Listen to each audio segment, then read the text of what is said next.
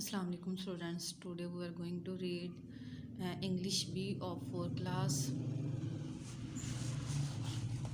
and chapter 9 nouns के बारे में है। तो बेटा नाउन की डिफाइंस मैं पहले भी आपको कितनी दफ़ा बता चुकी हूँ कि नाउन्स जो होते हैं ये नेमिंग वर्ड्स होते हैं। ठीक है।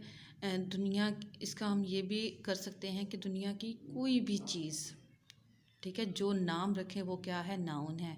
या हम इसकी डिफ़ाइन इस तरीके से भी कर सकते हैं कि किसी भी शख्स का नाम, किसी भी जगह का नाम, किसी भी चीज़ का नाम, ठीक है, किसी भी प्लेस का नाम या किसी भी प्लांट का नाम, किसी भी एनिमल्स का नाम, किसी भी बर्ड का नाम, ये सारी चीज़ें क्या है, नाउन्स हैं। ठीक है। इंग्लिश में आप इसको यूँ भी कर सकते हैं, the name of any person, place और थिंग इज़ कॉल्ड नाउन। और जब हम कहते हैं कि एनी थिंग, कोई भी चीज़, तो कोई भी चीज़ में हर चीज़ ही आ जाती है। ठीक है, उसमें प्लांट्स भी आ जाते हैं, बर्ड्स भी आ जाते हैं और एनिमल्स वगैरह भी आ जाते हैं, ये सारी चीज़ें आ जाती हैं। तो इन शॉर्ट हम इसकी डिफ़ाइन जो करेंगे कि नाउन्स आर नेमिंग वर्ड्स। ठीक है। और किसी भी शख्स, जगह या चीज़ का नाम या दुनिया की हर चीज़ जो नाम रखती हो वो क्या है, नाउन है। पोजेसिव नाउन्स क्या होते हैं? तो अब बेटा ये जो चैप्टर है ये पोजेसिव नाउन्स के बारे में है। तो पोजेसिव नाउन्स की जो डिफ़ाइन है, ये ऐसे नाउन्स होते हैं जो मलकियत को शो करें।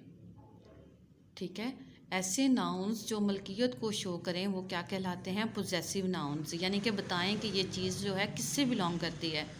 Possessive nouns tell us who a thing belongs to, कि कोई चीज़ किससे बिलोंग करती है। तो रॉबिन्स बाईसाइकिल, रॉबिन की बाईसाइकिल, यानी कि अब ये पता चल रहा है कि ये बाईसाइकिल जो है ये किसकी है, रॉबिन की है। मॉर्गन्स हाउस, अब यहाँ से पता चल रहा है कि ये हाउस जो है किसका है, मॉर्गन का है। तो अब ये मॉर्गन्स हाउस, ये कौन से नाउन्स हैं, पोजेसिव नाउन है। The first sentence tells us, पहला सेंटेंस हमें बताता है that the bicycle belongs to Robin, के बाईसाइकिल जो है वो किसकी है, रॉबिन की है। The second sentence tells us, बताता है हमें that the house belongs to Morgan, के हाउस जो है वो किससे बिलोंग करता है, मॉर्गन से। The nouns Robin's and Morgan's are possessive nouns. अब बेटा ये रॉबिन्स और मॉर्गन्स जो हैं ये क्या हैं, पोजेसिव नाउन्स हैं। Both the nouns Robin and Morgan have an apostrophe, इनके दरमियान में अपोस्ट्रॉफ लगाया गया है एंड एन एस, और फिर एस लगाया गया है एट द एंड पर। And the apostrophe plus s tells us, ये हमें बताता है हु और व्हाट इज़ द ऑनर, के ऑनर कौन है या क्या है। When a noun is in the plural form, जब नाउन को प्लूरल फॉर्म में यूज़ किया जाता है, then the apostrophe is put at the end of the word, then फिर अपोस्ट्रॉफ जो होता है वो एस के बाद लगाया जाता है। इसके ये देखें, आपको नज़र भी आ रहा है, फॉर एग्जांपल खैर्स टेल्स, ये देखें खैर्स पूरा लिख के एंड पे अपोस्ट्रॉफ लगाया है।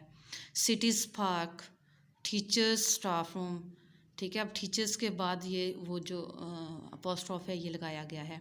आपने माइंड में रखना है कि अगर ऑनर जो है वो ऑनर नेम जो है वो सिंगुलर है तो आप उसका नाम लिख के फिर आप एस लगाएंगे, लेकिन ऑनर का जो नेम है वो प्लूरल फॉर्म में है, फिर आप पूरा वो प्लूरल वर्ड लिख के एंड पे अपोस्ट्रॉफ लगाएंगे। नेक्स्ट आ जाएं, लेट अस अंडरस्टैंड। अब हम समझते हैं। Copy the sentences in your notebook, underline the name of the owner. आपने बेटा जो ऑनर का नेम है उसको अंडरलाइन करना है in each one in your notebook, अपनी नोटबुक में। बर्कीज़ गार्डन, अब ये जो गार्डन है ये किसका है, बर्कीज़ का है। ये बर्कीज़ जो है इसको आप अंडरलाइन कर दें, ये ऑनर का नेम है।